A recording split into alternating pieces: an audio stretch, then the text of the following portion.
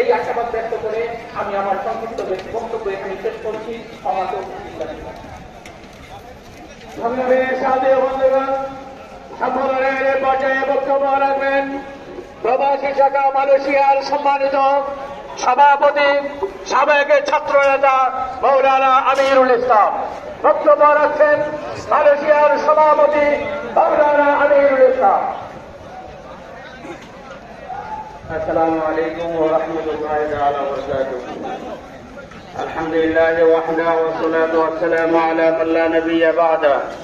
فأعوذ بالله من الشيطان الرجيم. بسم الله الرحمن الرحيم. جاء الحق وزهق الباطل إن الباطل كان زهوقا. صدق الله المولانا العظيم.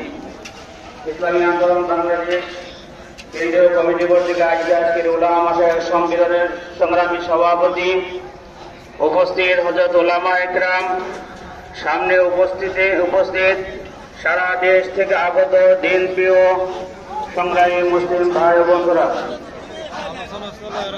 আমি সর্বপ্রথমে সকলকে স্বাগত জানাচ্ছি ইসলামী আন্দোলন বাংলাদেশ মালয়েশিয়া শাখার পক্ষ থেকে এবং উদাত্ত আহ্বান জানাচ্ছি যে আপনাদের মালয়েশিয়ার বাংলাদেশের বড় এক জনগোষ্ঠী আমরা কর্মরত মালয়েশিয়াতে আছি। এখানে অনেক গার্জিয়ান এখানে আছেন।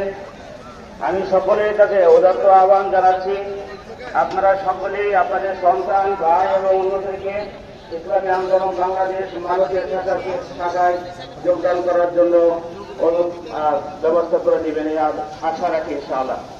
সংগ্রামী উপস্থিতি, আজকে আমি এই সম্মেলনে দাঁড়িয়ে বর্তমান সরকারকে একটা অনুরোধ জানাচ্ছি, যারা বর্তমান দেশের সরকার কাঠামোতে আছেন। আমরা সবাই জানি দেশের অর্থনৈতিক চাকাকে সফল রাখতে হলে প্রবাসী রেমিটেন্সের সবচেয়ে বড় একটা গুরুত্বপূর্ণ ভূমিকা রাখে। আপনারা জানেন বিগত সরকার লাস্টের দিকে এসে প্রবাসী রেমিটেন্স কমে যাওয়ার কারণে দেশ দেউলিয়া দ্বারপ্রান্তে এসে বসেছিল।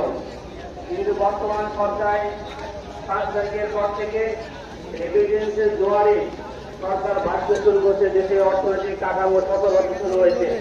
কিন্তু আমি অত্যন্ত দুঃখের সাথে উদাত্ত আহ্বান জানাচ্ছি, বর্তমান আমাদের মালয়েশিয়ার কথা আমি বলতে পারি যে এমন অবস্থা তৈরি হয়েছে হাইকমিশনের মাধ্যমে যে 1 সপ্তাহের ব্যবধানে পাসপোর্ট না দেওয়ার কারণে নতুন পাসপোর্ট ইস্যুতে গড়ামিশি করার কারণে পরে 5 লক্ষ মানুষ অবৈধ হয়ে গেছে।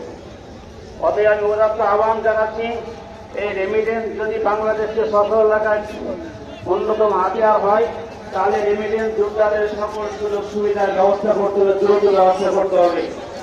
আল্লাহ তাআলা আপনাদের সবাই উদয় হওয়ার তৌফিক দান করুন।